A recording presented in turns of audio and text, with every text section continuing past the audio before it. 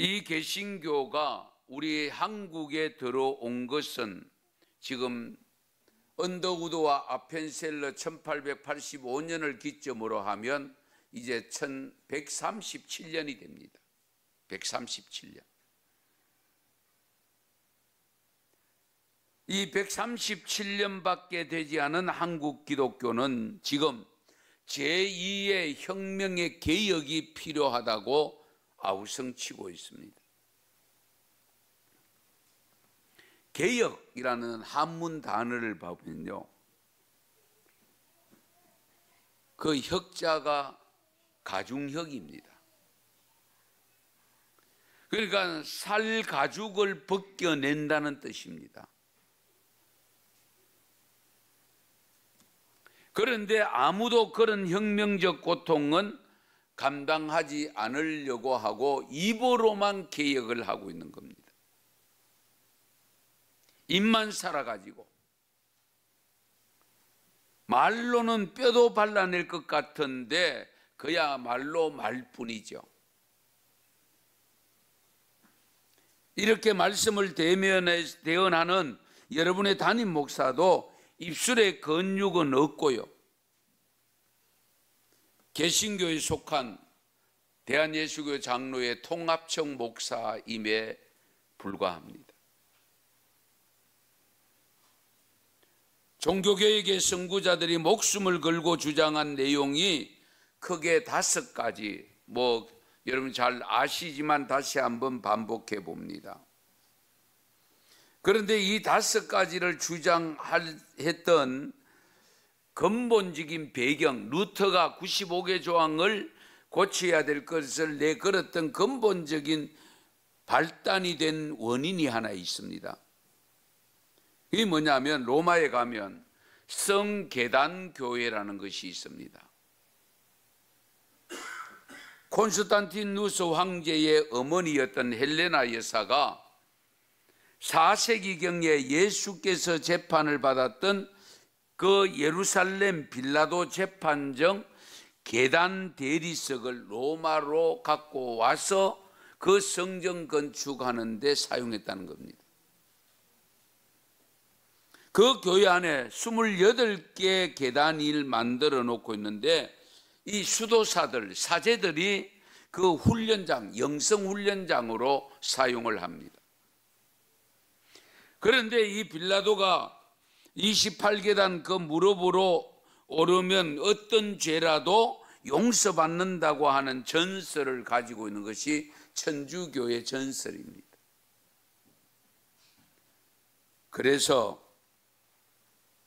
루터도 사제가 되어져서 그 계단에 오르락 내리락 하면서 그 계단에 오르락 내리락 하면 자기가 지은 죄가 사함받고 용서받는다는 생각을 하는 순간에 말씀이 들어옵니다. 오직 의인은 믿음으로 말미암아 살리라 하는 로마서 1장 17절의 말씀이 강하게 부딪힙니다.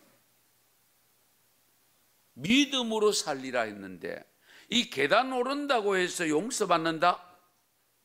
이거는 아니다 하는 생각을 가지고 루터가 툴툴 털고 그 계단에서 나옵니다. 그로부터 지금까지 가톨릭 교회가 잘못하고 있는 내용들을 조목조목해서 95개 조항을 내걸었던 겁니다. 그러면서 5대 정신이 있는데요, 오직 성경,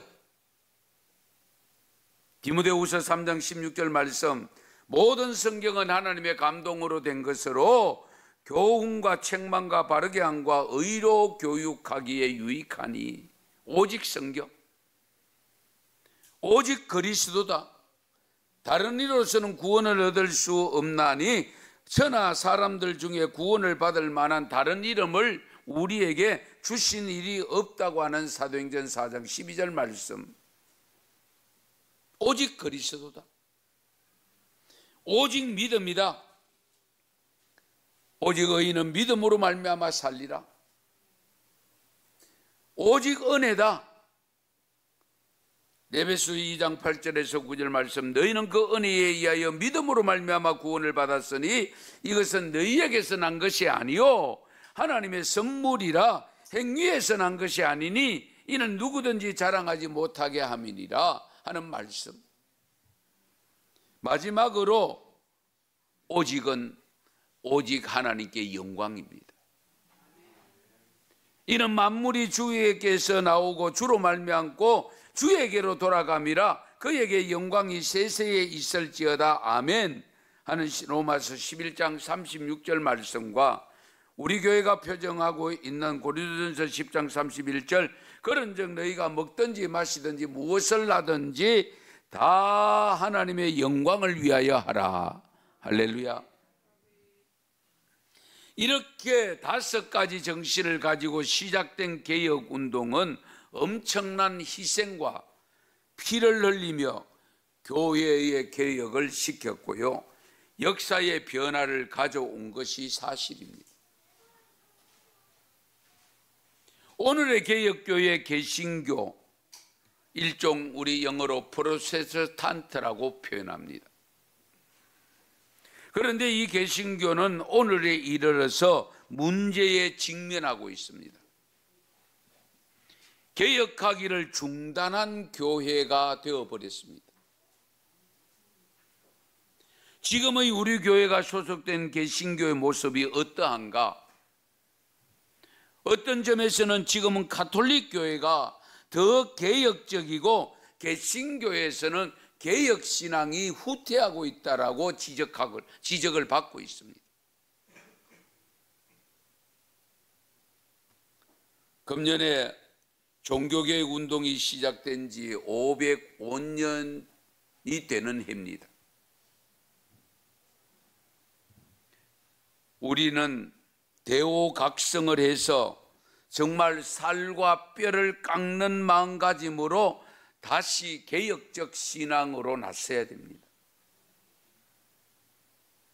이런 마음이 종교개혁 주관을 맞는 우리들의 마음이 되어져야 됩니다. 그래서 오늘 말씀의 제목을 개혁신앙으로 돌아가자입니다. 개혁신앙으로 돌아가자. 정체된 신앙이 아닙니다. 나태한 신앙이 아닙니다. 타협하는 신앙이 아닙니다.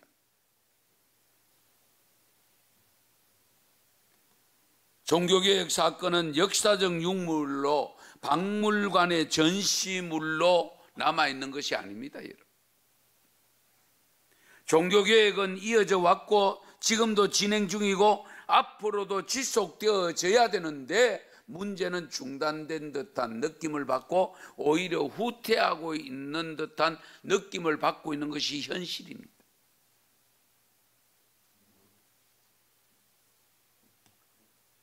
개혁을 외치면서 개혁의 분신으로 자처하며 태어난 개신교가 어느새 개혁의 대상이 되고 말았습니다. 이럴 때일수록 외부의 개혁 요구에 자기 방어로서 맞서기보다는 하나님이 준엄하게 명하시는 항상 개혁하라고 하는 모습으로 다가가야 됩니다.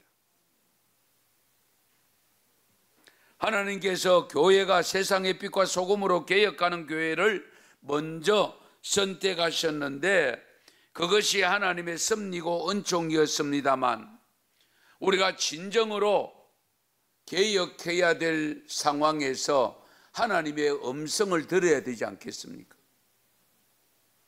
예레미야를 통하여 들려주셨던 음성을 오늘 저와 여러분이 함께 들으려고 합니다. 오늘 1절 말씀에 보면 하나님께서 이스라엘 백성들을 향하여 말씀하시는 내용입니다.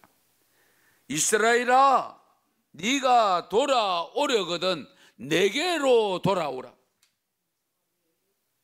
네가 진정으로 돌아오려고 하거든 내게로 돌아오라.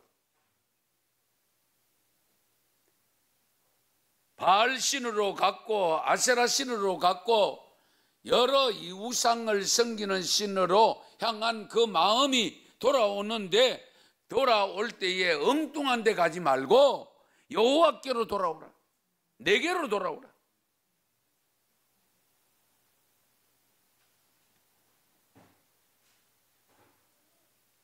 이 말씀 우리가 깊이 헤아려야 됩니다.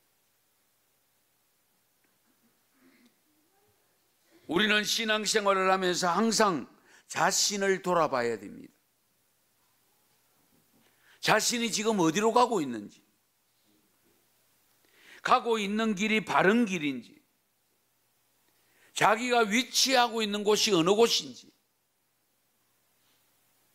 과연 내가 설 자리에 서서 살고 있는지, 있을 곳에 있는지, 잊지 말아야 될 곳이 있는지 늘 확인하셔야 됩니다.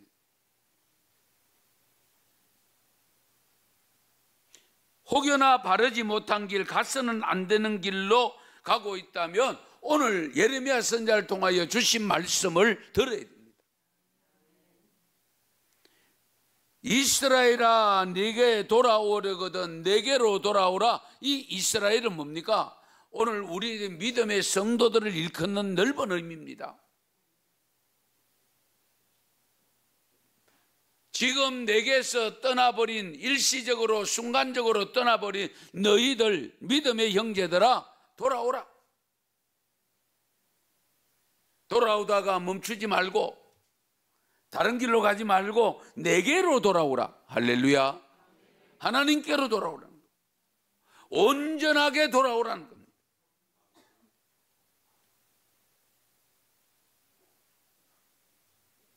형식적인 회개로 끝나면 안 됩니다. 여러분, 가던 길 잘못되어서 돌아서는 것을 뭐라고 표현합니까? 회개라고 표현하잖아요. 그게 회개입니다. 그러니까 돌아오려거든 내게로 돌아오라는 이 말씀은 결국은 회개하라는 겁니다. 입술은 닮은 듯하지만 마음은 하나님께로부터 멀리 떠나 있는 그런 모습에서 돌아와야 되죠. 그러므로 개혁은요, 확실한 회개로부터 시작됩니다. 단순한 깨우침이 아닙니다. 단순한 마음의 양심의 가책을 느끼는 정도에 머물러 있으면 안 됩니다. 완전한 회개로부터 돌아와야 돼요. 회개 없는 개혁은 마치 진흙탕에서 흰 세마포 옷을 구하는 것과 마찬가지입니다. 회개 없는 개혁은 모래 위에 집을 짓는 것과 마찬가지입니다. 개인적으로 죄의 고백이 분명히 있어야 됩니다. 공동체적인 회개 운동이 일어나야 되죠. 제가 누누이 말씀드리지만 지금 전 세계인이 겪고 있는 이 코로나 바이러스 19의 공격은 우리의 신앙이 잘못되었기 때문에 회개하도록 하고 있는데 우리가 진정한 회개가 제대로 되지 않으니까 3년이나 끌고 있는 거예요. 안타까운 거죠. 그 10분은 비유에 네 가지 밭을 이야기하잖아요.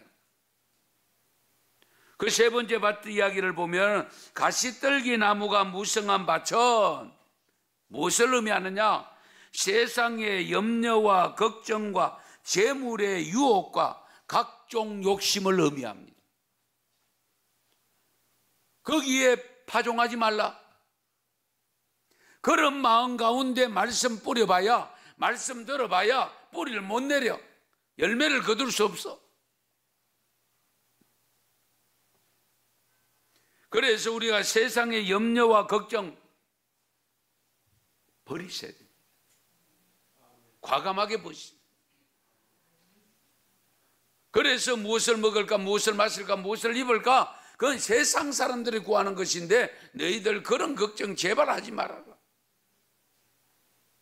먼저는 그의 나라와 그의 의를 구해야 된다. 그러면 그 모든 것은 내가 준다. 어떻게? 그냥 준다. 보너스로 준다. 우리 하나님은 그렇게 약속하고 있잖아요.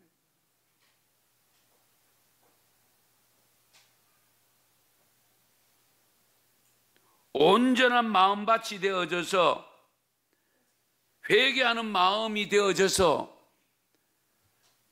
정말로 옥토가 되어져서 가시넝굴이 없는 그 옥토의 말씀을 뿌릴 때에 30배, 60배, 100배의 열매를 맺잖아요. 묵은 땅 갈아엎어야 됩니다. 가시덤불 같은 마음, 가시넝굴을 다 빼버려야 됩니다. 거기에 씨앗을, 말씀의 씨앗을 뿌려야 됩니다. 그럴 때에 거기에서 생명이 돋아나서 큰 열매 맺는 삶이 됩니다. 그런 놀라운 역사가 있기 바랍니다. 그 다음에 네 번째 마음은요, 마음의 할례를 받아 오직 여호와께 속해야 됩니다. 유대인들의 할례의식 잘 아시죠?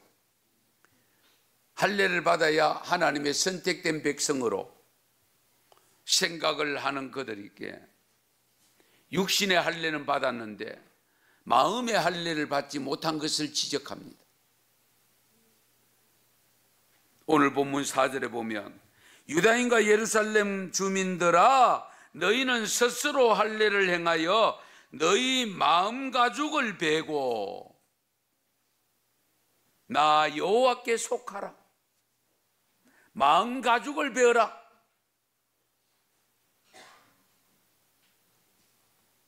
신명기 10장 16절 말씀에 보면 그러므로 너희는 마음의 할례를 행하고 다시는 목을 곧게 하지 말라라고 말씀했고요.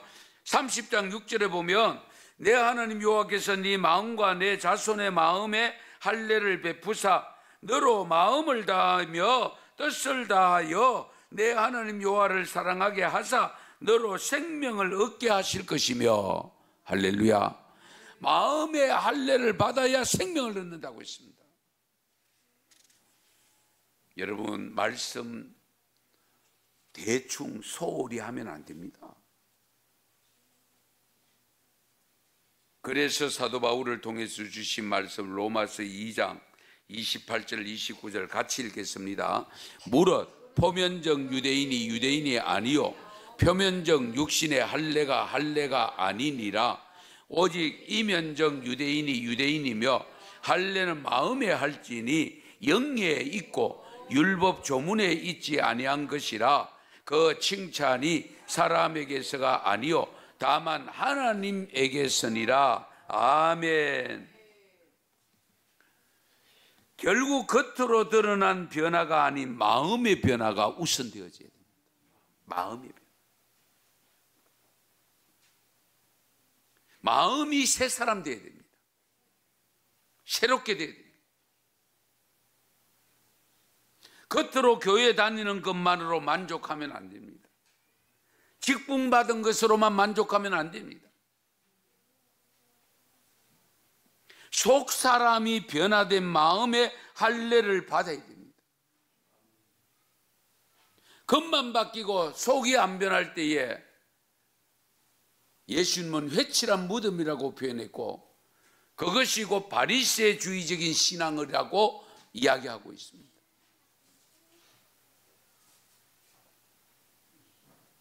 반드시 마음의 할례를 받아야 돼요. 마음이 새롭게 돼야 돼요. 그래서 하나님께 속하라. 무슨 뜻일까요? 하나님 마음에 속 들도록 살아라. 그 말씀입니다. 하나님 마음에 속 들도록. 같이 살면서도 마음속에 들어와 있지 않는 경우가 얼마든지 있을 수 있습니다. 그래서 고린도후서 5장 17절에 그런즉 누구든지 그리스도 안에 있으면 새로운 피조물이라 이전 것은 지나갔으니 보라 새 것이 되었도다. 할렐루야. 여러분 새 것이 된 채로 오염되지 않고 있습니까? 은혜 받았을 때에 새 것이 되었다고 풀쩍풀쩍 뛰고 감격의 눈물까지 흘렸는데 그 모습이 그대로 유지되고 있느냐는 겁니다. 죄악된 세파 속에 시달리며 살다 보니 나도 모르는 사이에 오염이 돼. 더러운 것이 온 전실에 묻어 있어. 이런 경우가 얼마든지 있을 수 있거든. 그래서 마음의 할례를 받고 오직 여호와께 속해 있어야 됩니다. 하나님께 속해. 다른 데 속하면 안 돼. 예.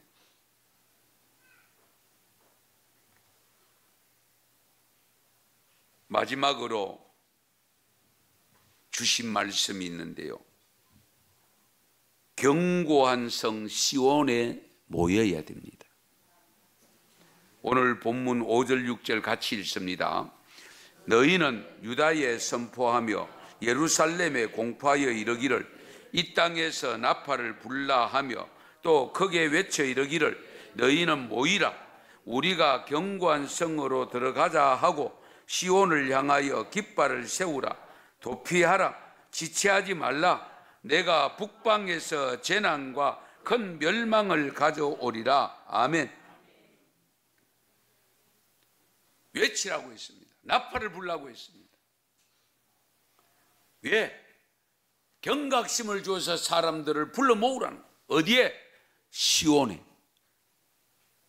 오늘의 시온이 어디입니까? 교회. 이 유대인들의 시온은 예루살렘입니다. 오늘의 시온은 교회입니다. 궁극적인 시온은 천국입니다. 하나님 나라입니다. 시온에 불러 모아라.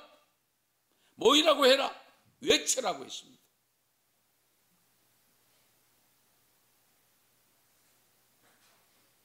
왜 그렇게 해야 되느냐? 이유는 곧 재난과 멸망을 가져오기 때문입니다. 분명히 말씀합니다.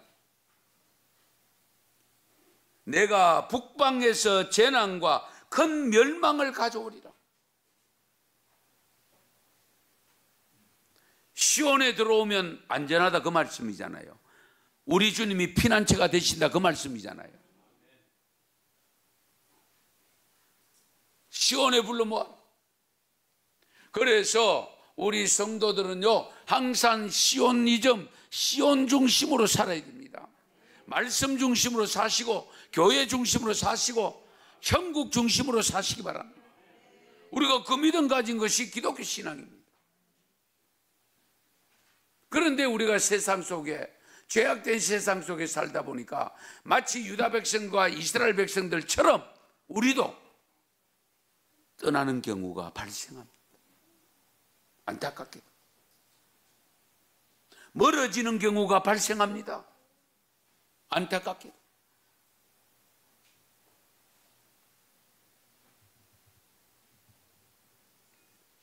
우리가 온전한 마음으로 변화되지 아니하고 온전하게 여호와께 속하지 아니하면 개혁된 신앙으로 온전해지지 아니하면 어떻게 되느냐? 오늘 4절 말씀 하반절에 보면요, 그리하지 아니하면 너희 악행으로 말미암아 나의 분노가 불같이 일어나 살으리니 그것을 끌 자가 없으리라. 분노가 일어난대. 아빠 엄마가 분노가 나면 집안이 싸늘해지죠. 매가 날라올지, 몽둥이가 날라올지, 그릇이 날라올지 아무도 모릅니다. 여호와 하나님께서 분명히 분노가 불같이 일어나는, 우리 하나님도 분노하신대.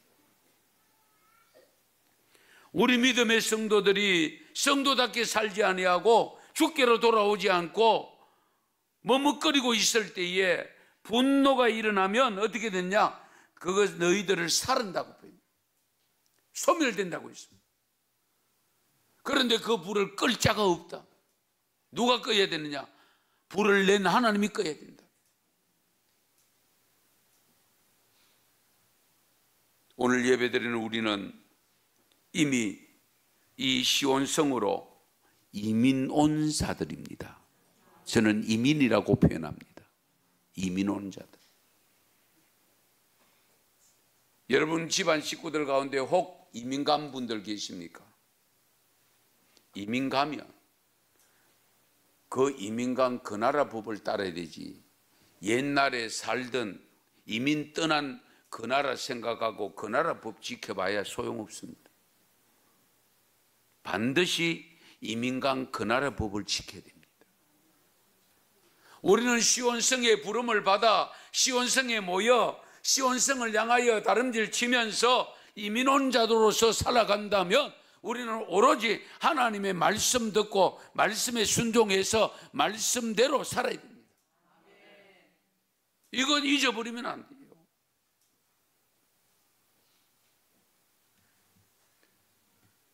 시온성에 소속된 자라는 우리가 확인이 필요한데, 그 확인을 위해서 우리가 갖춰야 될 요소가 오늘 우리에게 주신 말씀인데요. 어쨌든 하나님이 가증스럽게 여기는 거 과감하게 버리시고 오직 진실과 정의와 공의로운 삶을 사시고 묵은 땅을 갈아 뒤엎어버리고 가시는 굴에 파종하는 일 없기 바랍니다. 마음의 할례를 받으시기 바랍니다.